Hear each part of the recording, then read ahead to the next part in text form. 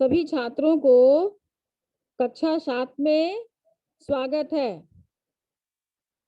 आज का पाठ है उद्यानम। इसको हम लोग एक एक लाइन पढ़ते हुए समझते हुए उसके अर्थ को समझेंगे। शब्दार्थ पे ध्यान दे लेंगे आप लोग, जैसे दिया गया है उसको पढ़ लेंगे और बहुत ही सहज है, समझने लायक है, आप समझ लेंगे। जहाँ दिक्कत होगी वहाँ आपको क्लास में अवश्य बताया गया है। तब तक आगे बढ़ते हैं, वाक्य पढ़ते हैं। अहम पाटलिपुत्र नगरे वसामि। मैं, अहम का अर्थ मैं पाटलिपुत्र नगर में रहता हूँ। अस्माकं नगरे एकम मनोहरम उद्यानम अस्ति। अस्माकं का अर्थ क्या हुआ? हम लोगों के नगर में एक सुंदर उद्यान है या बगीचा, जो बोलो। एतत् नगराद बहि अस्ति। यह नगर से बाहर है। उद्यानम मनोरमे रम्य स्थले निर्मितम अस्ति। उद्यान सुंदर रम्य स्थल में बना हुआ है। रम्य स्थल मतलब समझ रहे हैं, घूमने लायक जगह में बना हुआ है।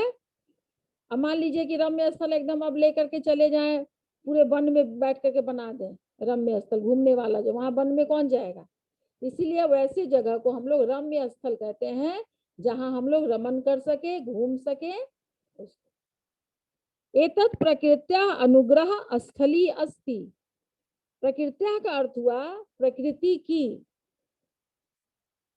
अनुग्रह स्थली है। अस्मिन् उद्याने अनेके वृक्षाः सन्ति। अस्मिन् मतलब इस उद्याने, बगीचे में, अनेके अनेक वृक्ष हैं। सभी वाक्य बहुवचन में है।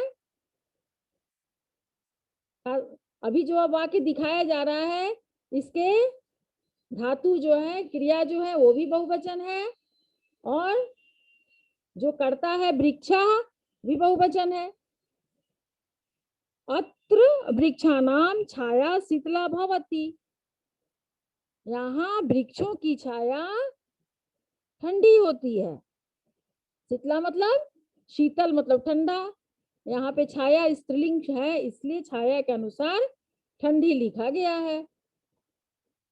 अत्र अनेकाः लताः सन्ति। यहाँ अनेक लताएं हैं। लतासु विविध वर्णानि पुष्पानि विक्षन्ति।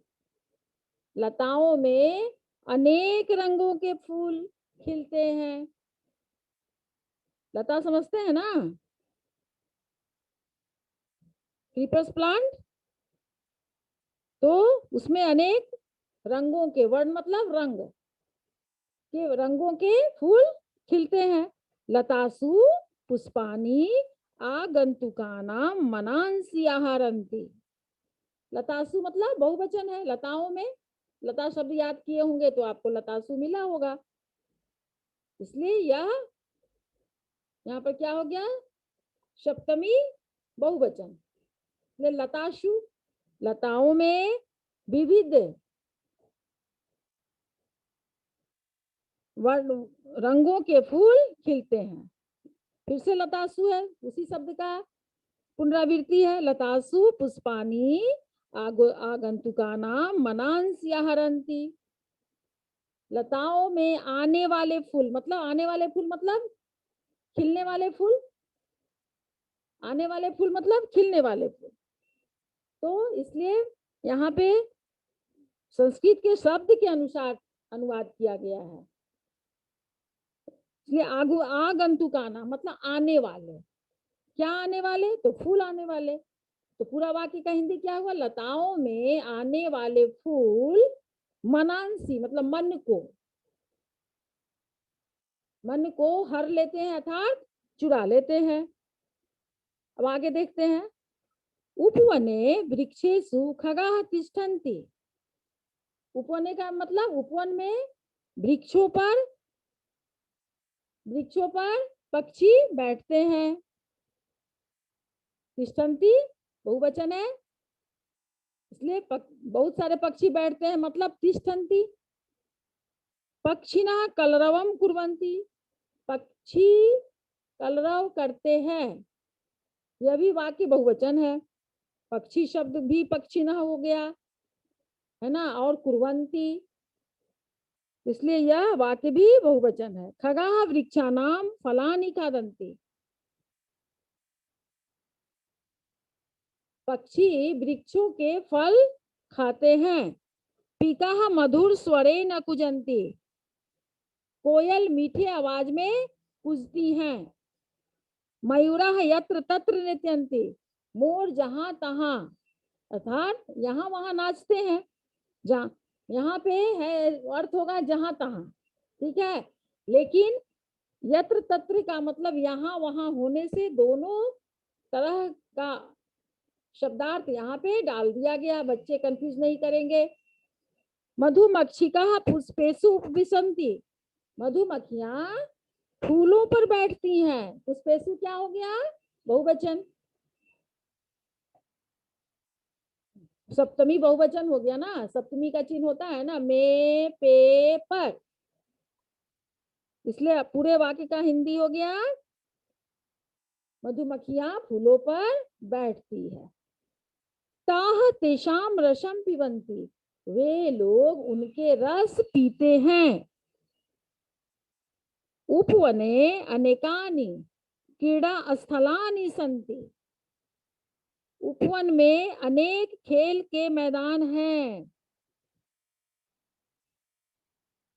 एकस्मिन् स्थाने दोला अस्ति, एक स्थान में झूला है।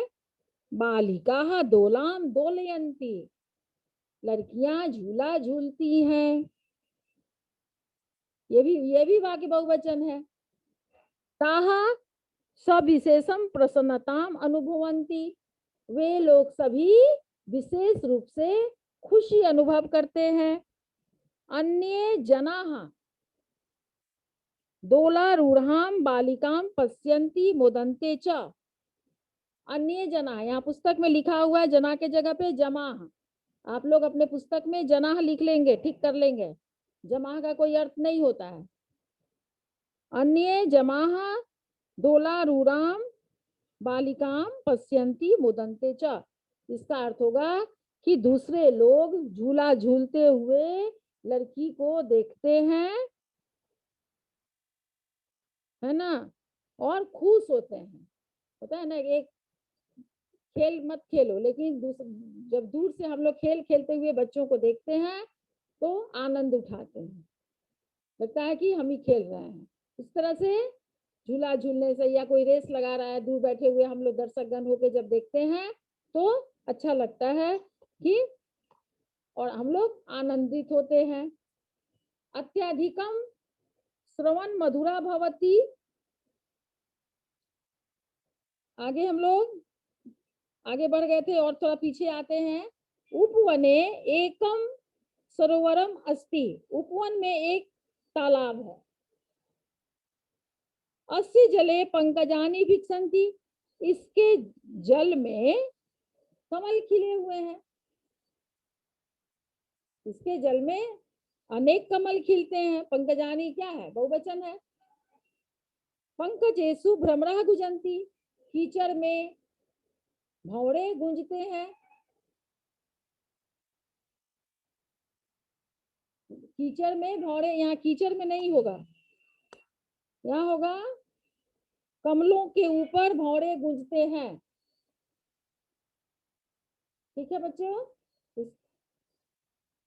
भ्रमराणाम ध्वनि अत्यधिकम श्रवण मधुरा भवती, भंवरों की ध्वनि अत्यधिक सुनने में मधुर होती है। बालकाः सरोवरे स्नानं कुर्वन्ति, यह भी वाक्य बहुवचन है। लड़के तालाब में स्नान करते हैं। केचन जले तैरती, कुछ लोग जल में तैरते हैं। उद्यान ही है तो सब लोग कुछ कोई कुछ कर रहा है, कोई कुछ कर रहा है, तो उनके सारे क्रियाकलाप को यहाँ बताया जा रहा है। तो केचन जले तरंती, कुछ लोग जल में तैरते हैं। तरणम अति स्वास्थ्यकरम